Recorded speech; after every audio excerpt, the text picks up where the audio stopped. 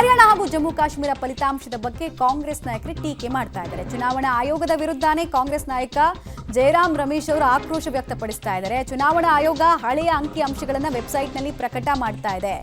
ಲೋಕಸಭೆ ಮಾದರಿಯಲ್ಲಿ ಆಯೋಗದ ಮೇಲೆ ಬಿಜೆಪಿ ಒತ್ತಡವನ್ನ ಹೇರ್ತಾ ಇದೆ. ದಾರಿ ತಪ್ಪಿಸೋ ಹಳೆ ತಂತ್ರವನ್ನ ಬಿಜೆಪಿ ಅನುಸರಿಸ್ತಾ ಇದೆ ಅಂತ ಜಯರಾಮ್ ರಮೇಶ್ ಅವರು ಹೇಳ್ತಾ ಇದ್ದಾರೆ. ಈಗ ಅನುಮಾನ ವ್ಯಕ್ತ ಆಗ್ತಾ ಇರೋದು ಅವರಿಗೆ ದೇಶದ ಅತ್ಯಂತ ಪಾರದರ್ಶಕ ಸಂಸ್ಥೆ ಚುನಾವಣಾ ಆಯೋಗ, ಅದರ ಮೇಲೇನೆ ಅನುಮಾನ ವ್ಯಕ್ತಪಡಿಸ್ತಾ ಇದ್ದಾರೆ.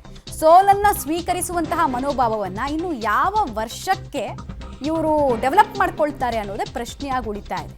ಸೋಲನ್ನ ಸ್ವೀಕರಿಸುವಂತಹ ಮನೋಭಾವನೆ ಇಲ್ವೇ ಇಲ್ಲ. ಅಲ್ಲಿ ದೂರ್ತಾ ಇರೋದು ಚುನಾವಣಾ ಆಯೋಗವನ್ನ, ದೂರ್ತಾ ಇರೋದು ಬಿಜೆಪಿಯನ್ನ.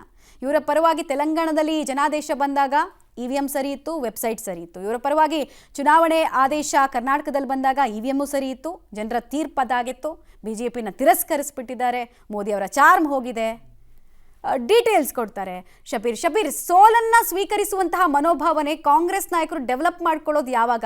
ಯಾವುದಾದ್ರೂ ಟ್ರೈನಿಂಗ್ ಸೆಂಟರ್ಗೆ ಕಳಿಸ್ಬೇಕಾಗತ್ತಾ ಕಾಂಗ್ರೆಸ್ ನಾಯಕರನ್ನ? ಇವರು ಹರಿಯಾಣದಲ್ಲಿ ಪರ್ಫಾರ್ಮೆನ್ಸ್ ಬಗ್ಗೆ ಮಾತಾಡ್ತಾರೆ, ಹಿಮಾಚಲ ಜೊತೆಗೆ ತೆಲಂಗಾಣ ಕರ್ನಾಟಕದಲ್ಲಿ ಪರ್ಫಾರ್ಮೆನ್ಸ್ ಬಗ್ಗೆ ಯಾಕೆ ಮಾತಾಡಲ್ಲ? ಇವಿಎಂ ಯಾಕೆ ಸರಿ ಇತ್ತಂತ? ಮಮತಾ, ಪ್ರತಿ ಬಾರಿಯೂ ಕೂಡ ಇದೇ ರಿಪೀಟ್ ಆಗುವಂಥದ್ದು. ಪ್ರತಿ ಬಾರಿ ಕಾಂಗ್ರೆಸ್ನ ವಿರುದ್ಧ ಫಲಿತಾಂಶ ಬಂದಂಥ ಸಂದರ್ಭದಲ್ಲಿ ಒಂದು ಇವಿಎಂ ಸರಿ ಇಲ್ಲ ಅನ್ನುವಂಥ ಆರೋಪಗಳು ಕೇಳಿಬರುತ್ತೆ, ಅಥವಾ ಚುನಾವಣಾ ಆಯೋಗ ನಂಬರ್ಗಳನ್ನು ಮ್ಯಾನಿಕ್ಯುಲೇಟ್ ಮಾಡ್ತಾ ಇದೆ ಅನ್ನುವಂಥ ಆರೋಪಗಳು ಸಹಜವಾಗಿ ಕೇಳಿಬರುತ್ತೆ. ಎಲ್ಲಿ ಕಾಂಗ್ರೆಸ್ ಗೆಲ್ಲುವಂಥ ವಾತಾವರಣ ಇರುತ್ತೆ ಅಲ್ಲಿ ಜನರ ತೀರ್ಪು ಅಥವಾ ಜನರು ಕೊಟ್ಟಂಥ ಆದೇಶ ಅನ್ನುವಂಥ ನಿಟ್ಟಿನಲ್ಲಿ ವಾದವನ್ನು ಮಾಡುವಂತಹ ಕಾಂಗ್ರೆಸ್ ತನ್ನ ವಿರುದ್ಧ ತೀರ್ಪು ಬಂದಂಥ ಸಂದರ್ಭದಲ್ಲೂ ಕೂಡ ಅದನ್ನು ಕೂಡ ಸಮಾನ ಮನಸ್ಥಿತಿಯಿಂದ ಸ್ವೀಕರಿಸುವಂತಹ ನಿರ್ಧಾರವನ್ನು ಈವರೆಗೂ ಕೂಡ ಮಾಡಿಲ್ಲ. ಈಗ ಹರಿಯಾಣದ ವಿಚಾರದಲ್ಲೂ ಕೂಡ ಅದೇ ಆಗ್ತಾ ಇರುವಂತದ್ದನ್ನು ಕೂಡ ನಾವು ಗಮನಿಸ್ತಾ ಇದ್ವಿ. ಇಲ್ಲೇ ಜಮ್ಮು ಕಾಶ್ಮೀರ ಮತ್ತೆ ಹರಿಯಾಣದ ಫಲಿತಾಂಶಗಳು ಹೇಗೆ ಭಿನ್ನವಾಗಿದ್ದಾವೆ ಅನ್ನುವಂಥದ್ದನ್ನು ಕೂಡ ನಾವು ಗಮನಿಸಬಹುದು. ಒಂದ್ ಕಡೆ ಎನ್ಸಿ ಮತ್ತೆ ಕಾಂಗ್ರೆಸ್ ನೇತೃತ್ವದ ಮೈತ್ರಿಗೆ ಜಮ್ಮು ಕಾಶ್ಮೀರದಲ್ಲಿ ಈಗ ಬಹುತೇಕ ಮೆಜಾರಿಟಿ ಬಂದಿರುವಂತದ್ದು, ಆದ್ರೆ ಹರಿಯಾಣದಲ್ಲಿ ಅದು ಬಂದಿಲ್ಲ. ಹಾಗಾಗಿ ಒಂದು ಕಡೆ ತೀರ್ಪು ತನ್ನ ಪರವಾಗಿದ್ರೂ ಕೂಡ ಮತ್ತೊಂದು ಕಡೆ ಚುನಾವಣಾ ಆಯೋಗದ ಮೇಲೆ ಆರೋಪವನ್ನು ಮಾಡುವಂತ ಕೆಲಸವನ್ನು ಈಗ ಸದ್ಯಕ್ಕೆ ಕಾಂಗ್ರೆಸ್ ಮಾಡ್ತಾ ಇರುವಂತದ್ದು.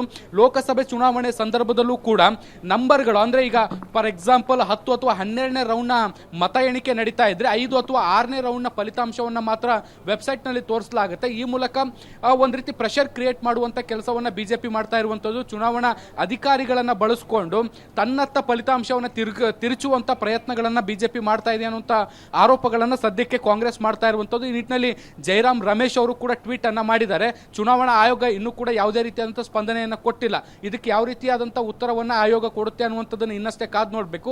ಆದರೆ ಸಹಜವಾಗಿ ಕಾಂಗ್ರೆಸ್ನ ವಿರುದ್ಧ ಇಂತಹ ಫಲಿತಾಂಶಗಳು ಬಂದಂತ ಸಂದರ್ಭದಲ್ಲಿ ಒಂದು ಇವಿಎಂ ಅಥವಾ ಆಯೋಗದ ಮೇಲೆ ಸಹಜವಾದಂತಹ ಒಂದು ಆರೋಪವನ್ನು ಮಾಡುವಂಥದ್ದು ಕಾಂಗ್ರೆಸ್ ನಿರಂತರವಾಗಿ ಮಾಡ್ಕೊಂಡು ಬರ್ತಾ ಇದೆ.